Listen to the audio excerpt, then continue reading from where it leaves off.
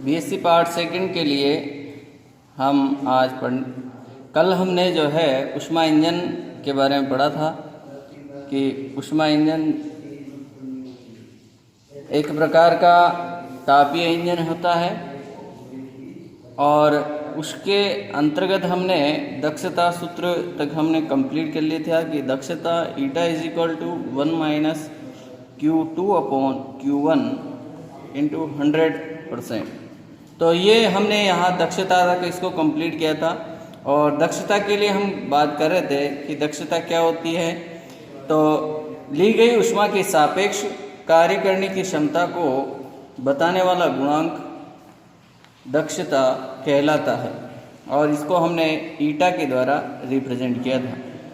आज हम उससे आगे बढ़ते हैं। हम आज कार्नो इंजन के बारे में चर्चा करेंगे। कार्नो इंजन स्लादी कार्नो जो ना वैज्ञानिक हुए उनके द्वारा प्रस्तुत किया गया। सन 1824 में एक ऐसे इंजन की उन्होंने कल्पना की जिसकी दक्षता 100% हो सकती हो। उसकी दक्षता कितने प्रतिशत हो सकती हो? 100% दक्षता हो सकती। तो उसकी दक्षता 100% हो सकती है। उस इंजन को हम कार्नो इंजन कहते हैं। अब इसके बाद हम बात करेंगे कि कार्नो जो इंजन है उसके प्रमुख भाग कौन कौन से हैं। तो कार्नो इंजन के जो प्रमुख भाग हैं उन पर हम चर्चा करते हैं। कार्नो इंजन के जो प्रमुख भाग है उसमें हम सबसे पहले लेंगे स्रोत को। तो स्रोत के बारे में मैं आप लोगों को पहले भी बता चुका हूँ कि स्रोत जो है एक उच्च ताप का ऊष्मा भंडार होता है।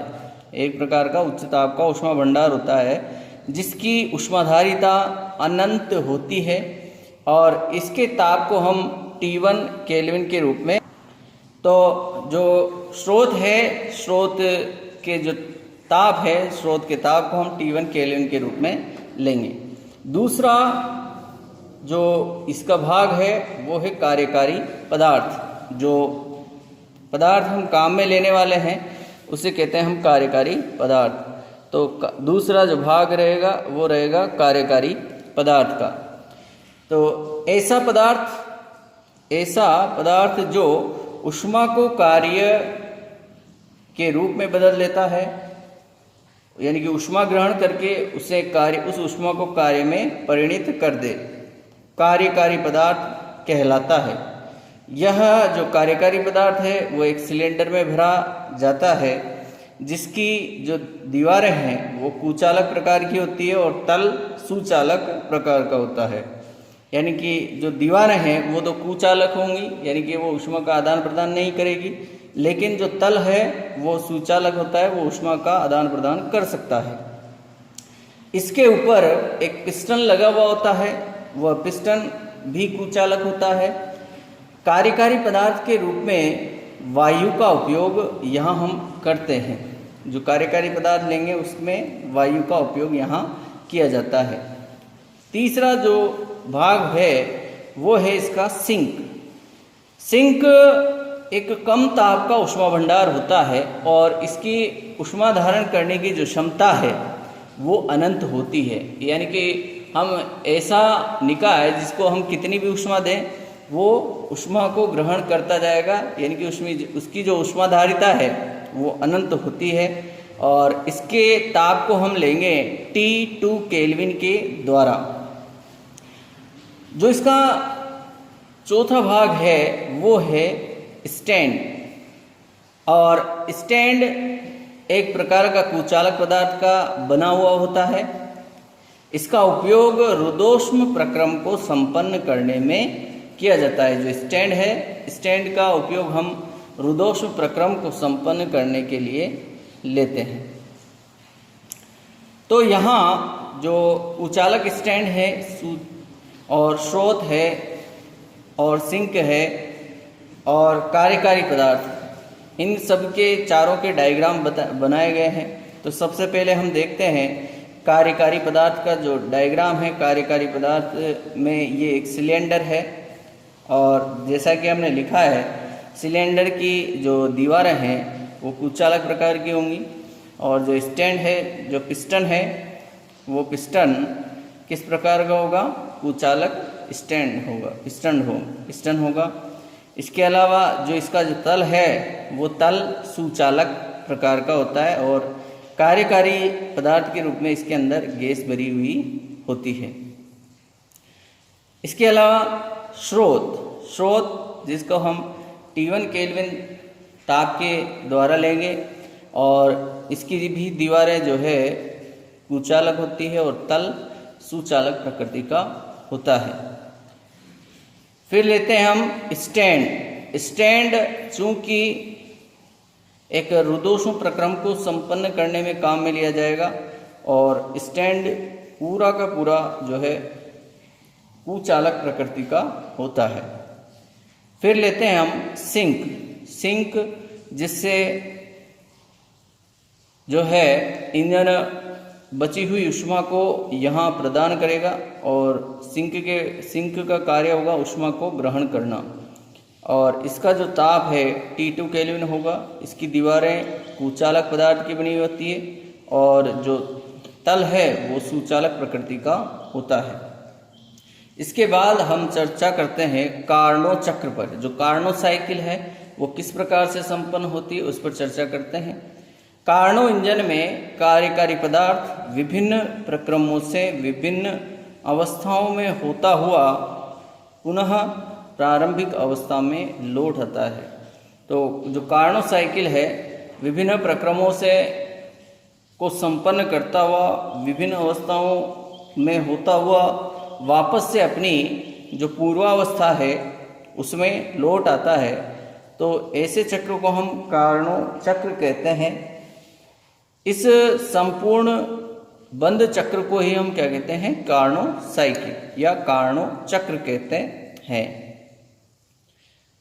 कार्नो चक्र में जो प्रक्रम है वो निम्न प्रकार से संपन्न होगा, और इस कार्नो साइकिल का जो प्रक्रम है इसके संपन्न होने का जो डायग्राम है वो इस प्रकार से होता है। तो यहाँ हमें एक डायग्राम दिखाई दे रहा है ग्राफ के थ्रू। तो यदि हम इस डायग्राम को देखें तो यहाँ हमें पता चल जाएगा कि कार्नो साइकिल किस तरह से संपन्न होती है।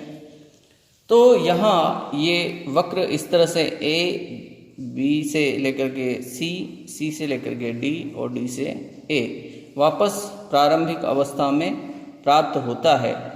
और यहाँ जो है प्रारंभिक अवस्था में समताप A से लेकर के B तक समतापीय प्रसार होता है, B से C तक रुद्धोष्म प्रसार होता है, और C से D तक समतापीय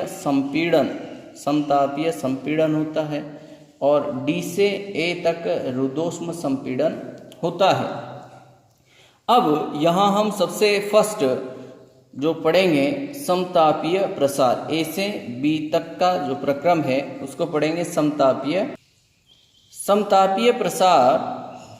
सर्वप्रथम जो सिलेंडर है, ये सिलेंडर जिसमें कार्यकारी पदार्थ है, इस सिलेंडर को हम स्रोत के संपर्क में रखते हैं। यानी कि इस सिलेंडर को हम कहाँ रखेंगे? सबसे पहले स्रोत के ऊपर उससे संपर्कित कराते हैं, जिससे कुछ समय पश्चात जो कार्यकारी पदार्थ का ताप है वो बढ़कर के स्रोत का जो ताप है उसके बराबर हो जाता है। यानी कि स्रोत और जो कार्यकारी पदार्थ है दोनों का ताप T1 केल्विन हो जाता है। ठीक है, माना कि इस स्थिति में निकाय का जो दाब है वो होता है P1। जो दाब लेंगे हम निकाय का वो लेंगे P1 के रूप में। सबसे पहले हम जो दाब लेंगे वो लेंगे P1 के रूप में। तो यहाँ हमने दाब P1 लिया, आयतन V1 के रूप में लेते हैं। जैसा कि यहाँ A बिंदु पर दिखाई दे रहा है आपको P1, V1 और T1 के रूप में, P1, V1 और T1। यानी कि A अवस्था पर प्रारंभिक इनिशियल कंडीशन में दाब P1, आयतन V1 और टेम्परेचर T1 के रूप में है, और आयतन V1 हो जाता है। इस स्थिति को हम चित्र में अवस्था A के द्वारा दर्शाया गया है, ये अवस्था A। अब पिस्टन जो लगा हुआ है, पिस्टन को धीरे धीरे ऊपर की ओर खिसकने दिया जाता है, क्योंकि टेम्परेचर पाकर के जो वायु है उसके अंदर की वो प्रसारित होती है। तो धीरे धीरे ऊपर की ओर जो है वो पिस्टन खिसकने लगता है। इस प्रक्रिया में कार्यकारी पदार्थ द्वारा, यानी कि कार्यकारी पदार्थ वायु जो है उस पिस्टन पर दाब डाल करके कार्य संपादित करती है। इसके लिए आवश्यक ऊष्मा जो है स्रोत के द्वारा ग्रहण कर ली जाती है, यानी कि इस कार्य को संपादित करने के लिए जो आवश्यक ऊष्मा ग्रहण की जाएगी वो की जाएगी स्रोत से, अर्थात इसका ताप अप्रभावित रहता है। इसलिए इस प्रकार का जो प्रसार है इसे कहा जाता है समतापीय प्रसार, यानी कि दोनों का जो टेम्परेचर है स्रोत और कार्यकारी पदार्थ का वो T1 केल्विन ही रहेगा, और इस प्रसार के लिए जो ऊष्मा ग्रहण की जाएगी वो किसके स्रोत से ग्रहण की जाएगी, और स्रोत से ग्रहण की जाएगी। और इस स्थिति में दोनों, यानी कि स्रोत और कार्यकारी जो पदार्थ है दोनों का ताप समान रहेगा। इस कारण इस प्रकार के प्रसार को हम क्या कहते हैं, समतापीय प्रसार की कंडीशन कहते हैं। अब हम अपने मैथमेटिकल पार्ट की ओर चलते हैं। माना कि इस प्रकार का जो प्रसार है, इस प्रसार में कार्यकारी पदार्थ का जो दाब है वो है P2, जो दाब है वो क्या ले रहे हैं P2, और आयतन V2 हो जाता है। यानी कि जब उस पर कार्य करेंगे तो कार्य करने के बाद जो दाब है वो P1 से लेकर के कितना हो जाएगा P2, और आयतन जो है V1 से V2 हो जाता है। यदि इस प्रक्रिया में निकाय Q1 ऊष्मा ग्रहण करता है, यानी कि जो निकाय है, जो निकाय के द्वारा ऊष्मा ग्रहण की गई वो ग्रहण की गई Q1, और W1 कार्य संपन्न किया जाता है। तो जितना कार्य संपन्न किया जा रहा है वो कार्य उतना ही होगा किसके बराबर, ग्रहण की गई ऊष्मा के बराबर, क्योंकि स्रोत और सिंक दोनों का टेम्परेचर तो सेम है, कांस्टेंट है। तो उसके अलावा जितनी ऊष्मा स्रोत से ग्रहण की जाएगी वो किसमें परिणित होगी, कार्य में। इसलिए जो ग्रहण की गई ऊष्मा है वो कार्य के बराबर होगी। इसलिए यहाँ हम ले रहे हैं Q1 ग्रहण की गई ऊष्मा इज इक्वल टू उसके द्वारा संपादित कार्य W1 इज इक्वल टू, यहाँ V1 से आयतन में परिवर्तन हो रहा है V2 तक, तो समाकलन लेंगे V1 से V2, PdV ये कार्य को रिप्रेजेंट करता है, PdV इसको देते हैं हम इक्वेशन 1। अब जो हमारे पास आदर्श गैस समीकरण होती है PV is equal to nRT, उसका उपयोग लेंगे तो PV is equal to nRT1 यहाँ हो जाएगा।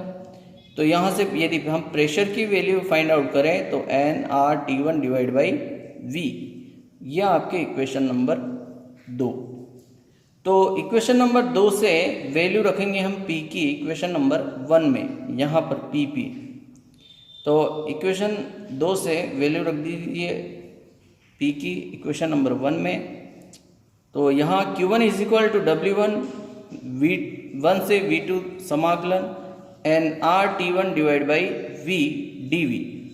अब चूंकि nRT1 कांस्टेंट है तो इनको बाहर ले लेंगे, तो Q1 is equal to nRT1 ये बाहर ले लिए हमने। यहाँ पर V1 से V2 dV अपॉन V इसका समाकलन करेंगे, तो 1 अपॉन x की तरह इसको ट्रीट करेंगे। 1 अपॉन x का यदि हम dx के x के रेस्पेक्ट में समाकलन लेते हैं तो log ऑफ x ये आता है, तो उसी को यहाँ फॉलो करते हुए 1 अपॉन v का आयतन के रेस्पेक्ट में v के रेस्पेक्ट में समाकलन लेंगे, तो Q1 is equal to nRT1 log of v V2 से V1। इस तरह से यहाँ 1 अपॉन v का समाकलन क्या हुआ, log v के रूप में हमें फाइंड आउट होता है। तो W1 is equal to nRT1 log V2 minus log V1, ये इक्वेशन हमारे पास बनती है। Q1 is equal to nRT1, log की प्रॉपर्टी का यूज़ करेंगे तो लॉग, चूंकि यहाँ माइनस है इसलिए लॉग V2 अपॉन V1 ये बन जाएगी। ये इक्वेशन हो गया आपके इक्वेशन नंबर 3 के रूप में। अब चलते हैं हम इस कार्नोट साइकिल के दूसरे पद पर, जिसे कहते हैं हम रुद्धोष्म प्रसार, जो कि आप लोग देख सकते हैं डायग्राम में। वो है सिचुएशन बी से लेकर के। तो यहाँ रुद्धोष्म प्रसार को देखें तो बी से और सी की जो कंडीशन है ये कहलाएगी आपके रुद्धोष्म प्रसार, जहाँ बी की वैल्यू है P2 V2 T1 से, और सी जो बिंदु है यहाँ दाब और आयतन में जो परिवर्तन हो रहा है वो है P3 V3, और टेम्परेचर T2 ये यहाँ रहने वाले हैं। तो इसको हम आगे बढ़ाते हैं। तो देखिए, अब जो सिलेंडर है जिसको हमने स्रोत पर रख रखा था, उस सिलेंडर को स्रोत के संपर्क से हटाते हैं और हटा करके उसको हम रखते हैं कुचालक स्टैंड पर। स्टैंड हमारा जो है कुचालक है, तो कुचालक स्टैंड पर उसको हम रखते हैं और पिस्टन को धीरे धीरे ऊपर की ओर विस्थापित होने देते हैं। यह क्योंकि उसके द्वारा जो सिलेंडर है उसके द्वारा जो ग्रहण की गई ऊष्मा है, उस ऊष्मा के द्वारा ही जो है ये विस्थापन होगा, अलग से कोई ऊष्मा ग्रहण नहीं कर रहा है वो, तो उसके द्वारा जो है विस्थापित होने देते हैं। इस प्रक्रिया में कार्यकारी पदार्थ द्वारा कार्य किया जाता है, यानी कि जो कार्यकारी पदार्थ है वायु, वो स्वयं यहाँ वर्क कर रही है, क्योंकि उसने जो हीट एब्जॉर्ब की, उसी हीट एब्जॉर्ब के थ्रू जो है वो प्रेशर क्रिएट कर रही है, और वही प्रेशर क्रिएट होकर के पिस्टन पर लग रहा है। यहाँ बाहर से कोई हीट जो है एब्जॉर्ब नहीं कर रहा है, और इसी कारण इस प्रक्रम को रुद्धोष्म प्रक्रम की श्रेणी में लिया जा रहा है, रुद्धोष्म प्रसार की श्रेणी में लिया जा रहा है, क्योंकि यहाँ पर बाहर से कोई हीट एब्जॉर्प्शन नहीं है और स्वयं की हीट के द्वारा ये जो है प्रसार हो रहा है, इसलिए इस प्रक्रम को लेते हैं हम रुद्धोष्म प्रसार के रूप में। और इस कार्यकारी पदार्थ के द्वारा ये कार्य संपादित किया जाता है। चूँकि प्रक्रम रुद्धोष्म है, यह न तो वातावरण से ऊष्मा लेता है और न ही वातावरण को ऊष्मा प्रदान करता है। अर्थात इस प्रकार का जो प्रसार है, इस प्रकार के प्रसार में कार्यकारी पदार्थ के जो टेम्परेचर है उसमें क्या होगी, कमी होगी। क्यों? क्योंकि वो बाहर से कोई हीट न तो कोई हीट एब्जॉर्ब कर रहा है, न ही डिक्रीज कर रहा है। तो यहाँ जो भी वर्क हो रहा है वो वर्क उस कार्यकारी पदार्थ की इंटरनल हीट के द्वारा संपादित किया जा रहा है। तो जब वो आंतरिक ऊर्जा से कार्य करेगा, संपादित करेगा, तो उसकी आंतरिक ऊर्जा में क्या होगी, कमी होगी। ऊर्जा में कमी होगी तो टेम्परेचर में क्या आएगी, कमी। तो उसके ताप में धीरे धीरे क्या होती जाती है, कमी होती जाती है। पिस्टन को ताप तब तक पिस्टन को तब तक ऊपर की ओर खिसकाया जाता है, यानी कि जो उसके अंदर जो कार्यकारी पदार्थ है वो पिस्टन को तब तक ऊपर की ओर खिसकाता जाता है जब तक कि कार्यकारी पदार्थ का ताप सिंक का जो ताप है उसके बराबर नहीं हो जाता।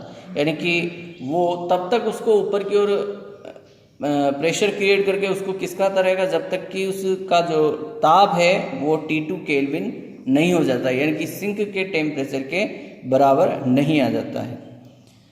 इस स्थिति में माना रुद्धोष्म प्रसार के अंत में कार्यकारी पदार्थ का जो दाब है वो है P3, आयतन V3 हो जाता है।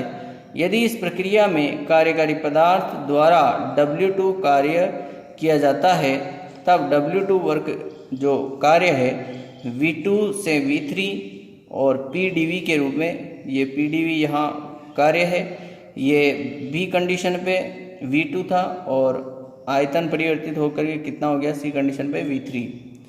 तो हम रुद्धोष्म प्रसार की अवस्था के लिए एक इक्वेशन जानते हैं, PV की power gamma is equal to K के रूप में, और इस समीकरण को कहते हैं हम रुद्धोष्म प्रसार के लिए अवस्था समीकरण। इसे हम कहते हैं रुद्धोष्म प्रसार के लिए अवस्था समीकरण, इसको हम कहते हैं। यहाँ जो गामा ले रहे हैं, ये गामा दो विशिष्ट जो अवस्थाएं हैं CP और CV, जो विशिष्ट ऊष्माएं कहलाती है कि नियत दाब पर विशिष्ट ऊष्मा और नियत आयतन पर विशिष्ट ऊष्मा, उनका अनुपात होता है गामा। तो P की वैल्यू यहाँ से हम फाइंड आउट करते हैं, तो P is equal to K V की पावर माइनस गामा के रूप में हमें फाइंड आउट होता है। इसको देते हैं हम इक्वेशन नंबर, इसको दिया इक्वेशन 4, इसको दिया इक्वेशन नंबर 5। तो 4 और 5 के द्वारा इसको हम सॉल्व करते हैं। तो यहाँ से जो P की वैल्यू हमें फाइंड आउट हुई, इस P की वैल्यू को हम यहाँ रखेंगे इक्वेशन नंबर 4 में। तो इसको रखिए, तो W2 is equal to V2 the V3 के V की पावर माइनस गामा dV, ये इक्वेशन हमारे पास क्रिएट होती है। अब W2 इज इक्वल टू आपको मिल रहा है कि V2 से V3 V की पावर माइनस गामा dV के रूप में। तो यहाँ इसका जो है समाकलन करेंगे, तो सीधा सीधा जो समाकलन बनेगा x की पावर के रूप में हम जैसे समाकलन करते हैं वैसे ही इसका समाकलन करेंगे। तो W is equal to K V की power minus gamma plus 1 minus gamma plus 1 इस रूप में, और V2 से लेकर के V3 तक। इसके अलावा फिर इसको आगे बढ़ाते हैं हम, तो V की जगह हम V3 और V2 को पुट करेंगे, तो K अपॉन ये यहाँ से 1 माइनस गामा को हम बाहर की तरफ ले लेंगे, यहाँ V3 की power minus gamma plus 1 minus V2 minus gamma plus 1 के रूप में ये पद हमारे पास तैयार होता है। W is equal to 1 upon 1 minus gamma, K को अंदर ले जाएं, तो K V की power 3 minus gamma plus 1 minus K V2 the power minus gamma plus 1, और इसको इस पावर को यदि हम सोल्व करें तो K V की power minus gamma V3 minus K V2 की पावर माइनस गामा V2, यह हमें फाइंड आउट होता है। और चूंकि हमने अभी फर्स्ट में देखा था कि P is equal to K V की पावर माइनस गामा, तो यहाँ से हम इस पूरे पद को P3 से रिप्लेस कर रहे हैं। इस पूरे यहाँ इस पद को जो है हम P2 के द्वारा रिप्लेस कर सकते हैं। तो W is equal to 1 upon 1 minus gamma is equal to P3 V3 minus P2 V2 के रूप में हो जाएगा। आदर्श गैस जो इक्वेशन है उसका यूज करते हैं। P2 V2 is equal to nRT1 और P3 V3, यानी कि ये तो हुई B कंडीशन के लिए, ये जो हुई आदर्श गैस समीकरण ये C कंडीशन के लिए P3 V3 is equal to nRT2 के रूप में। इन दोनों को यहाँ इस इक्वेशन में पुट करेंगे, तो W2 is equal to 1 upon 1 minus gamma nRT2 minus nRT1, ये इक्वेशन मिलेगी। और इसको सॉल्व करेंगे तो अपने पास इक्वेशन नंबर ये 6 इस तरह से बन करके तैयार होती है। इससे आगे हम बढ़ते हैं, तो जो रुद्धोष्म प्रसार है उसमें हमें इक्वेशन नंबर 6 मिली। उसके बाद हम आगे इसको बढ़ाते हैं प्रक्रम को, C से लेकर D तक जो प्रक्रम संपन्न होगा वो होगा समतापीय संपीड़न के रूप में, समतापीय संपीड़न के रूप में संपादित होता है। और इस प्रक्रम को हम ग्राफ के थ्रू एक बार और देखते हैं। तो ग्राफ में आप लोग देख सकते हैं कि किस तरह से जो है ये समतापीय संपीड़न संपन्न होता है C से लेकर के D तक। तो ये C से ये D तक जो है समतापीय संपीड़न संपादित होगा यहाँ से यहाँ तक। और इसमें जो इनिशियल कंडीशन है C, वहाँ प्रेशर P3, आयतन V3 और टेम्परेचर T2 है। और समतापीय है तो ताप तो C से लेकर D तक इनिशियल कांस्टेंट रहेगा, T2 ही रहेगा, लेकिन प्रेशर और वॉल्यूम P4 और वॉल्यूम V4 यहाँ हो जाता है। तो इस प्रक्रम को हम आगे देखते हैं। समतापीय संपीड़न, अब जो सिलेंडर है उस सिलेंडर को स्टैंड से उठाकर हम रखते हैं सिंक पर रख कर के और पिस्टन को धीरे धीरे अंदर की ओर दबाते हैं।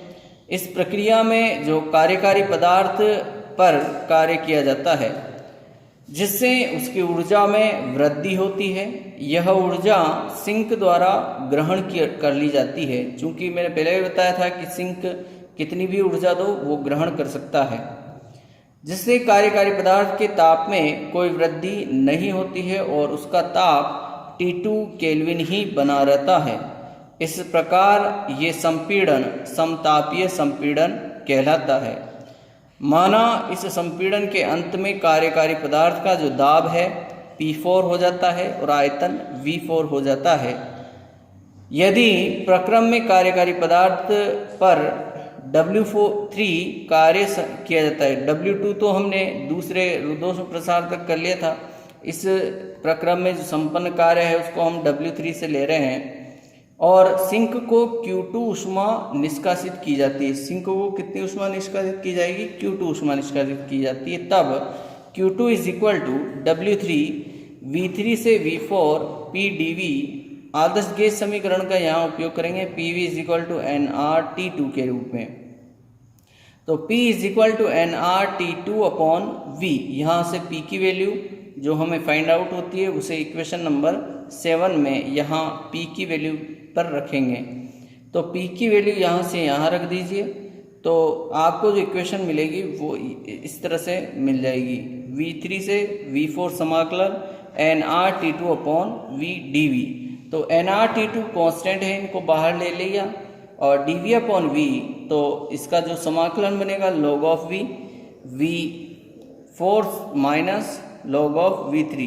तो यहाँ W3 जो कार्य होगा nRT2 log V4 minus log V3 के रूप में log प्रॉपर्टी का यूज करेंगे। तो nRT2 log V4 upon V3, यहाँ हमारे पास ये इक्वेशन बनती है।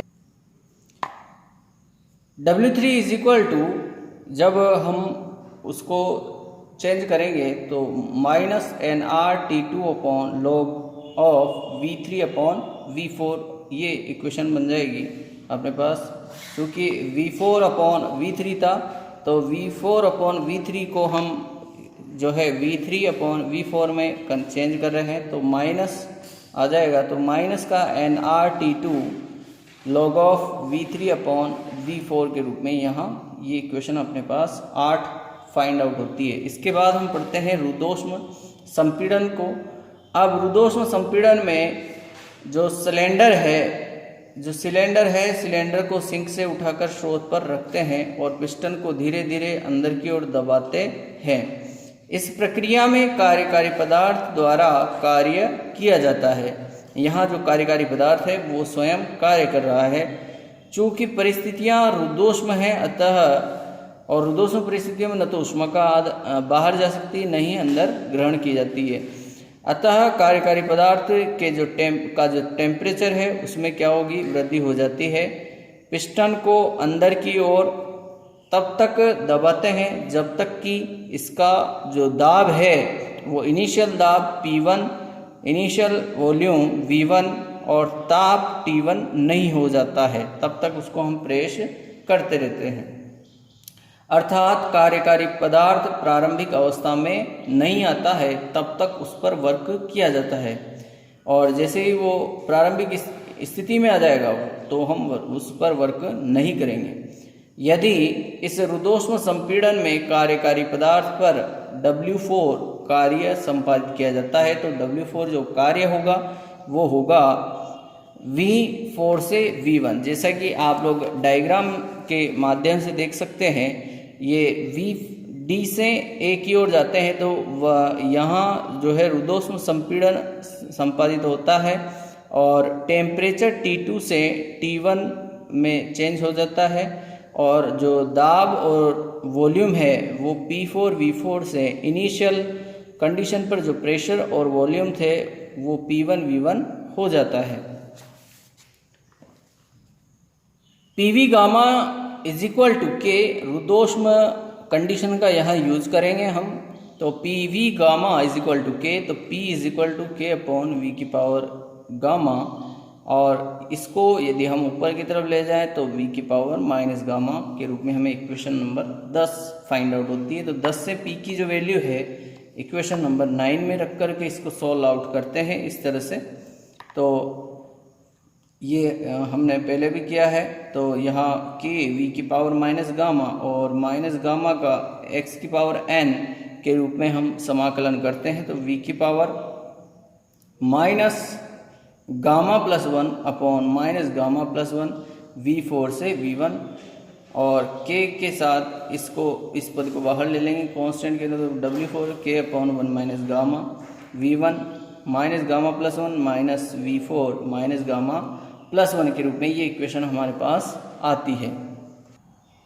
अब w4 जो वर्क है 1 अपॉन 1 माइनस गामा के v1 की power minus gamma v1 minus के v4 माइनस गामा v4 के रूप में ये इक्वेशन मिलती है। और के v1 की पावर माइनस गामा, इस पूरे पद को हम p1 के रूप में लिख सकते हैं, इस पद को जो है हम p4 के रूप में लिख सकते हैं। के v4 की पावर माइनस गामा को हम p4 के रूप में लिख सकते हैं, जैसा कि हमने अभी जस्ट इससे पहले रिलेशन देखा था p इज इक्वल टू के v की पावर माइनस गामा, उसके थ्रू। तो हमारे पास यहाँ हो जाएगा p1 v1 minus p4 v4। अब जो आदर्श गैस समीकरण है फोर्थ डी और ए सिचुएशन के अकॉर्डिंग वो होगी p1 v1 is equal to nr t1, और जो डी कंडीशन है उसके लिए डी बिंदु पर p4 v4 is equal to nr t2 के रूप में इनका उपयोग करेंगे। तो जब इनकी वैल्यूज़ रखेंगे हम यहाँ से यहाँ पर, तो nr t1 minus nr t2 के रूप में हमें ये पद फाइंड आउट होगा। nr कांस्टेंट है तो इसको बाहर ले लीजिए, और 1 minus gamma t2 minus t1, तो ये हमें w4 जो वर्क है वो इक्वेशन नंबर 11 के रूप में फाइंड आउट होता है। तो इस तरह से हमारे को जो है 4 प्रक्रम यहाँ संपन्न होते हैं: समतापीय प्रसार, रुद्धोष्म प्रसार, समतापीय संपीड़न और रुद्धोष्म संपीड़न के रूप में। और इन चारों वर्क को यदि हम ऐड कर दें तो कार्नोट साइकिल में जो कुल कार्य संपादित किया गया तो वो होगा W is equal to W1 plus W2 plus W3 plus W4 के रूप में। तो सभी पदों को यहाँ रखेंगे, हम पुट करेंगे, तो W1 की वैल्यू यहाँ रखी, W2 की वैल्यू यहाँ रखी, W3 की वैल्यू ये रही, और W4 की वैल्यू यहाँ से ये यहाँ पर हमने रखी। तो ये पद और ये पद सेम है लेकिन विपरीत चिन्ह होने के कारण हो जाएंगे। तो इस प्रकार से जो कार्नोट साइकिल में जो संपन्न कार्य है W is equal to nr t1 log of E v2 upon v1 minus nr t1 log v3 upon v4 के रूप में फाइंड आउट होता है। अब यहाँ हम BC वक्र जो है उसका उपयोग करते हैं। BC वक्र को लेकर के यदि हम देखें तो वहाँ से हमें टेम्परेचर T और V के रूप में एक रिलेशन मिलता है, TV की power gamma minus 1 is equal to, ये जो पद है ये यहाँ कांस्टेंट रहता है, इसका यूज़ करेंगे इस वक्र पर। तो B कंडीशन पे और C कंडीशन पे हम इनकी वैल्यूज़ रखेंगे। तो B कंडीशन पे टेम्परेचर T1, वॉल्यूम V2, और C कंडीशन पे जो टेम्परेचर है वो है T2 और वॉल्यूम है V3। तो यहाँ से जब इनको सॉल्व करेंगे तो V2 अपॉन V3 की वैल्यू आएगी T2 अपॉन T1 की पावर 1 अपॉन गामा माइनस 1 के रूप में। ये इक्वेशन नंबर 14 ये हमें तो यहाँ बात करते हैं अब DA वक्र पर। TV is equal to gamma minus 1 जो कि कांस्टेंट है, इसका यूज़ करेंगे लास्ट कंडीशन D और A के लिए। तो यहाँ T2 जो है डी कंडीशन पर टेम्परेचर और इनिशियल कंडीशन ए पर जो टेम्परेचर है वो T1, इस इक्वेशन का यूज़ करेंगे, इसका यूज़ करेंगे। तो V1 अपॉन V4 की power gamma minus 1 is equal to T2 upon T1, ये इक्वेशन हमारे पास फाइंड आउट होती है। तो यहाँ से V1 अपॉन V4 की वैल्यू फाइंड आउट करें तो T2 अपॉन T1 की पावर 1 अपॉन गामा माइनस 1, इसको पावर को इस तरह भेजेंगे तो 1 अपॉन गामा माइनस 1। ये इक्वेशन नंबर 15। अब इक्वेशन नंबर जो 14 है और जो इक्वेशन नंबर 15 है, इन दोनों का यूज़ करेंगे। तो V2 upon V3 is equal to V1 upon V4, ये रिलेशन हमें फाइंड आउट होता है। इन दोनों की सिचुएशन इंटरचेंज करेंगे तो V2 upon V1 is equal to V3 upon V4, ये हमें फाइंड आउट होता है। और इस इक्वेशन नंबर 16 से वैल्यू हम टोटल वर्क की जो कंडीशन आई थी, हमें इक्वेशन मिली थी इक्वेशन नंबर 13, तो यहाँ से वैल्यू इक्वेशन नंबर 13 में रखेंगे तो पूरा रिलेशन हमें V2 अपॉन V1 के रूप में फाइंड आउट हो जाता है। ये यहाँ हमें फ़ायदा होता है इसका कि दोनों जो है कांस्टेंट V2 और V1 में ही फाइंड आउट होते हैं। तो यहाँ total work W is equal to NR T1 minus T2 log of V2 upon V1 के रूप में हमें फाइंड आउट होता है। तो आज यहाँ तक हमने इसकी बात की कुल वर्क की, कुल कार्य की कार्नोट साइकिल में। इसके अलावा इसकी दक्षता की बात करें तो दक्षता eta is equal to W upon Q1। तो टोटल जो वर्क है वो ये रहा, इक्वेशन नंबर 17 से रखेंगे तो NR T1 minus T2 log of V2 upon V1 के रूप में यहाँ रख दिया। और जो Q1 है, Q1 की वैल्यू हमारे पास है NR T1 log of V2 upon V1 के रूप में, ये यहाँ रख दी। तो और सब पद कैंसिल हो जाएंगे, यहाँ आपके पास बचेगा T1 minus T2 upon T1 के रूप में। तो जब इसको सॉल्व करेंगे तो T1 से T1 कैंसिल हो जाएगा, 1 यहाँ बचेगा, माइनस T2 अपॉन T1 के रूप में ये आ जाएगा। और यदि इसको आप 100 से मल्टीप्लाई कर देते हैं तो दक्षता परसेंटेज के रूप में हमें फाइंड आउट। आज की क्लास में हम यहाँ तक दक्षता, कार्नोट साइकिल की दक्षता तक ही हम कंप्लीट करेंगे। तो ये फॉर्मूला बड़ा ही महत्वपूर्ण है, eta is equal to 1 minus T2 upon T1। Carnot cycle के लिए दक्षता फाइंड पूछी जा सकती है और कार्नोट साइकिल से जो है 5 नंबर का क्वेश्चन भी पूछा जाता है और 10 नंबर का क्वेश्चन भी पूछा जाता है। Thank you.